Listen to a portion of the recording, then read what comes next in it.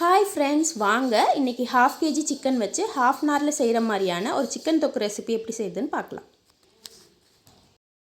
Chicken தொக்கு செய்ய பேனில் எண்ணெய் விட்டு காஞ்சதும் சோம்பு வரமிளகா சேர்த்து நல்லா பொரிய விட்டுக்கலாம்.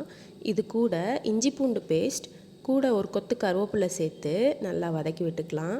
இப்போது கட் பண்ணியிருக்க 2 பெரிய வெங்காயம் கூட கொஞ்சம் உப்பு சேர்த்து வெங்காயம் நல்லா கோல்டன் ப்ரௌன் ஆகிற வரைக்கும் வதக்கி விட்டுக்கலாம். வெங்காயம் நல்லா வதங்குறப்போ டேஸ்ட் ரொம்பவே நல்லாயிருக்கும். இப்போது இது கூட கட் பண்ணியிருக்க 2 தக்காளி கூட கொஞ்சம் மஞ்சத்தூள் சேர்த்து நல்லா வதக்கி விட்டுக்கலாம். அடுத்து க்ளீன் பண்ணி வச்சுருக்க ½ kg சிக்கன் சேர்த்து நல்லா கிளறிக்கலாம். அடுத்து இது கூட தயிர் சேர்த்துக்கலாம். தயிர் சேர்க்குறப்போ சிக்கன் நல்லா சாஃப்டாகவும் கிரேவி சாப்பிட நல்லா டேஸ்ட்டாகவும் இருக்கும்.